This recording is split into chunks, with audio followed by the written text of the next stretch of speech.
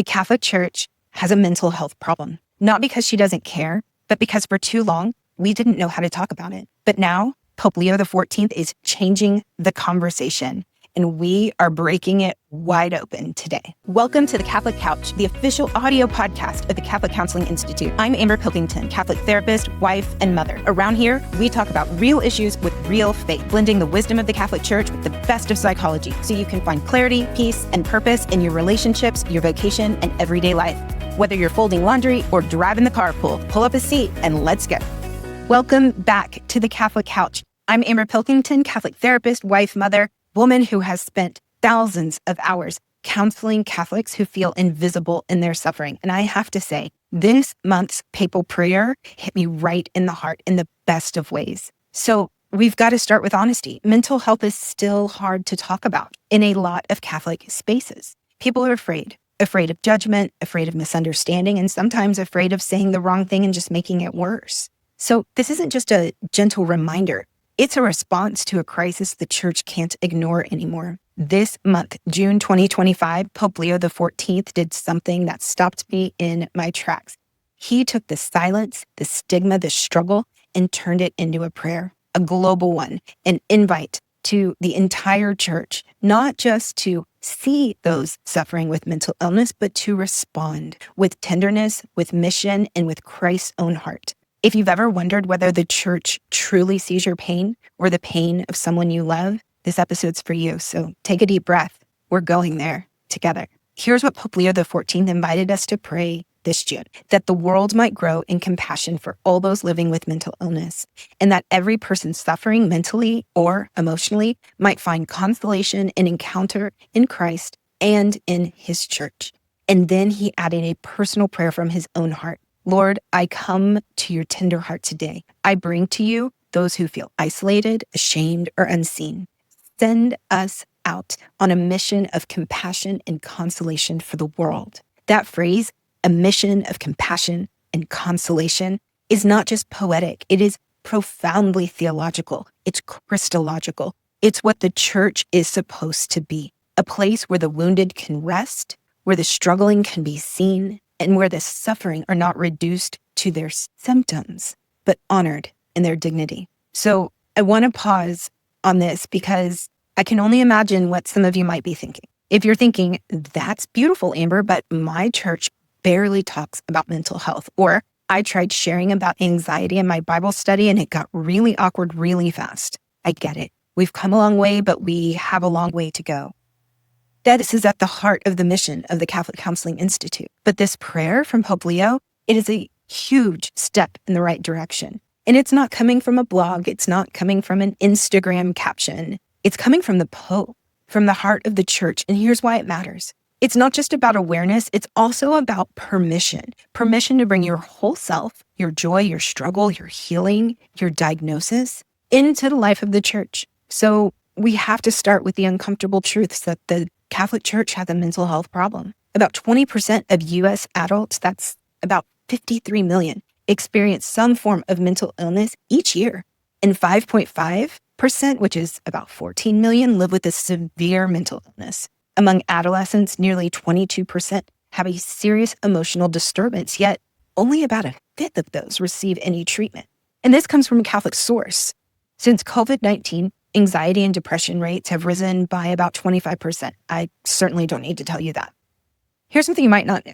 In a 2023 study of 335 U.S. Catholic priests, it found high levels of mental health challenges. Priests with excessive recreational screen time, which is defined as more than 3 hours a day, were 3 times more likely to experience anxiety and were nearly 3 times the risk of depression as well. Low physical activity, which is defined as less than 150 minutes a week, correlated with almost a 9-fold risk of depression. And don't worry, I'll put all of these citations in the show notes or descriptions so you can read the studies yourself. That same year, in 2023, the U.S. Bishop's statement acknowledged a dramatic rise in depression and suicide among youth.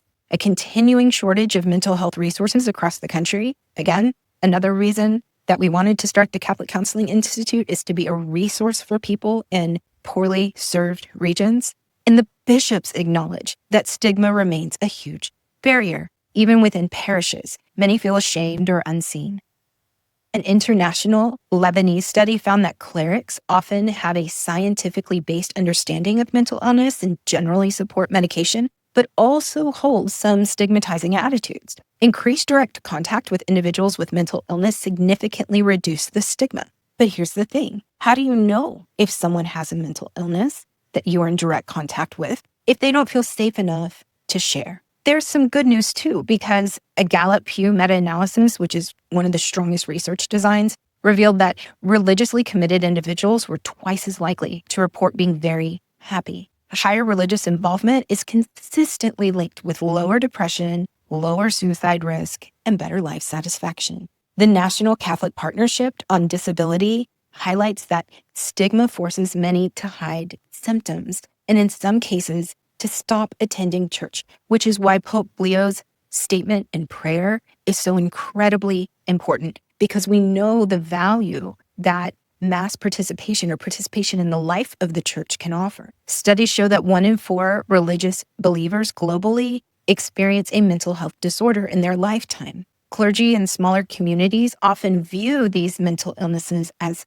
dangerous or easily recognized, which is actually not true. In October of 2023, the U.S. bishops launched a national Catholic mental health campaign. This is where they cited the rising rates of depression and suicide among Catholic youth, along with limited resources in dioceses. Several years ago, this call made me start thinking about what a Catholic counseling institute that gave away free mental health, authentically Catholic resources and information might look like. If I've just thrown a ton of studies at you and your eyes have kind of glazed over, let me just summarize with this. Here's why it matters. Prevalence is high, treatment is scarce, clergy are vulnerable, stigma persists, but faith can help. And Pope Leo's prayer is not just timely, it's essential. Numbers call for both pastoral presence and practical ministry. So we go back to why the Catholic Church has a mental health problem. It's not because she doesn't care, not because she lacks truth or wisdom, but because for too long we didn't know how to talk about it. Mental illness made people nervous. We whispered about it in confessionals. We prayed about it in private. But rarely did we see it named publicly in our parishes, let alone from the pulpit, let alone from the Vatican. And the silence, it actually sends a message. It said that kind of suffering, well, maybe it doesn't belong here. That is why this month, Pope Leo's prayer, I felt was so important. It starts breaking down this silence. I love that Pope Leo didn't just offer platitudes, he offered presence. He called the church to ministry. And that's a turning point. It's a signal that things are changing. And the question now isn't, will the church respond? It's, will we? So here's what this has to do with you right here, right now. Let's make it practical, because this isn't just a nice intention floating out there for someone else to deal with. This, my friend, is for you. It is for me. It is for the Catholic Counseling Institute. It's for the people we sit next to in the pews who look totally put together but are barely holding it together on the inside. It's for the woman crying in her minivan after daily mass, for the teenage boy who won't leave his room anymore, for the dad with high-functioning anxiety who keeps pushing through because he thinks asking for help makes him seem weak or proof that he lacks virtue. And it's for the mom who's listening to this and quietly thinking, does God really care about how exhausted I am, about how overwhelmed I feel on most days, about this fog I can't shake? Yes, he sees you. And he's not just asking you to hold it together a little longer. He's asking the entire church to help hold you. This is where faith and mental health meet, not as opposing forces, not as shame versus grace, but as a place where Christ enters suffering and transforms it, not by removing it, but by redeeming it. Pope Leo's prayer is a reminder that your nervous system is not your moral compass. Your depression is not a defeat of your holiness, and needing help, spiritually, psychologically, emotionally, is not a sign of failure. It's a sign that you're human and you were never meant to walk this alone. So what do we do with that? How do we respond? Not just emotionally, but practically. Yes, let's talk about that next. What does a mission of compassion and consolation look like? Let's talk about the phrase, a mission of compassion and consolation. It sounds beautiful, But what does it actually mean in the mess of daily Catholic life when you're making dinner, juggling therapy appointments, dodging teen mood swings, and navigating your own anxiety? Let's break it down. Compassion means to suffer with, not to fix, not to theologize, not to just cheer someone up with a quirky Pinterest quote, but to enter into someone's experience with presence. When Jesus saw the woman with the hemorrhage, he didn't say, well, that's been a long time. Let's move on. He called her daughter. He saw her, honored her story, and restored her identity. That is compassion and consolation. Consolation means to bring solace with. It means showing up when someone's still in the thick of it. It means sitting with them in the ache before the solution. It means holding space for both and pain without rushing either. Now listen, this is really important. This isn't just a nice way to behave.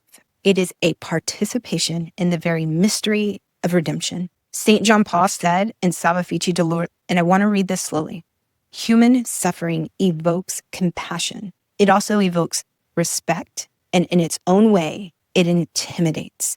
For in suffering is contained the greatest of a specific mystery. That greatness of a mystery, when you enter into someone else's suffering, not to fix it, but to accompany them with dignity, you are stepping into that mystery, not just being nice, you are being Christ.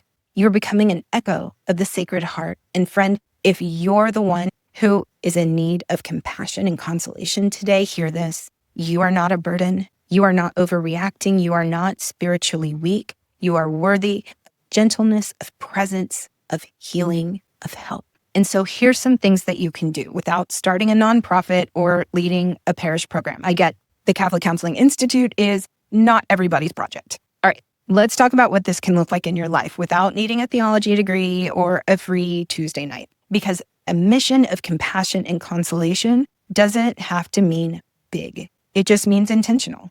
And it starts in the smallest of places. So I put together 4 things that you can do this week to respond to the Pope's call, right where you are. Number 1, pray for the intention with someone, not just for someone. Light a candle, grab your spouse, say it with the kids, or text a friend and say, hey, I'm praying this for you today. The second Monday of the month is now set aside for Catholic mental health prayer. Mark it, automate it in your calendar, and make it holy, because prayer is not passive, it's participation. Number 2, talk openly about mental health in your Catholic circles. You don't need to lead a formal ministry to break the silence. You just need to be the one who can say, yeah, I've had anxiety too. It doesn't make me less Catholic. Or our teen started therapy. It's helped a lot. Or even just, you don't have to carry this alone. I'm so glad you shared. Shame cannot survive compassionate conversation.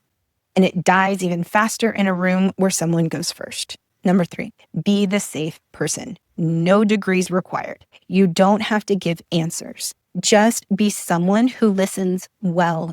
Don't rush and reflect back someone's dignity. You could try this line. That sounds really hard. And I'm so glad that you shared it with me. That one sentence can be more healing than a whole lecture. Start small in your parish. You don't have to launch a whole program. If you'd like the Catholic Counseling Institute to help, be sure you reach out in the comments. But you don't have to. You can start by offering to host a holy hour for people carrying mental burdens. Print and post the Pope's prayer in your narthex. I'll leave a link in the description. Send your pastor the Catholic Mental Health Minister's website and say, hey, we need this.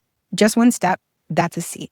And here's the truth. Seeds always grow when they're watered with love. And here's a special word I'd like to give to Catholic moms and anyone else who feels invisible in their pain. Before we close, I want to speak directly to the woman listening who feels like this prayer intention is about everyone else but her. You might be the mom who keeps showing up with a smile, but you're breaking down in the bathroom after bedtime. You might be the ministry leader who helps everyone else, but feels like you're drowning in silence. You might be the teen girl, the college student, the exhausted professional, the postpartum mom, the wife whose marriage feels like more of a roommate situation, and you're wondering, if I'm really a faithful Catholic, why do I still feel this way? Sister, please listen. You can love God deeply and still struggle with your mental health. You can be a woman of the Eucharist who still needs Zoloft. You can be in adoration and still feel anxious. There is no shame in your humanity. Jesus did not only come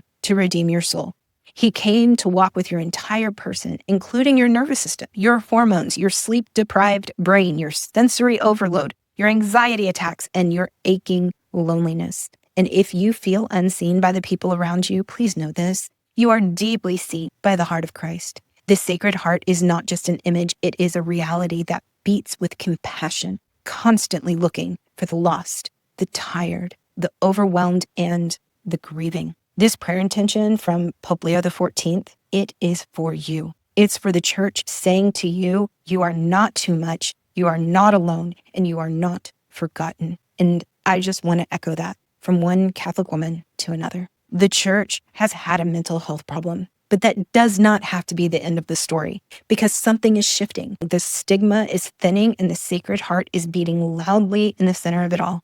And this prayer from Pope Leo XIV isn't just a moment. In the words of Lin-Manuel Miranda, it's a movement. It's the church stepping forward, finally saying what so many of us needed to hear. You are not alone. Your suffering is not invisible, and your story is not outside the reach of grace. Whether you're the one struggling or the one walking alongside someone who is, whether you found healing or you're still searching for words, there is room for you here. You don't have to be perfect to belong, and you don't have to be fixed to be faithful, and you don't have to carry this alone. If Pope Leo's prayer is the spark, then you, dear sister, are part of that fire. You are the tenderness of Christ in your home. You're the invitation to healing in your parish, and you are the voice that helps make the church safer, softer, and stronger. So let's take the next step. Pray the prayer, talk about mental health, be the safe place someone else needs, and download the free Sacred Heart Mental Health Prayer Card because the church doesn't need more silence. It needs more people like you, full of faith, compassion, and courage, lighting candles in the dark. Thanks for spending time with me today. And remember, there will always be a place for you on the Catholic couch.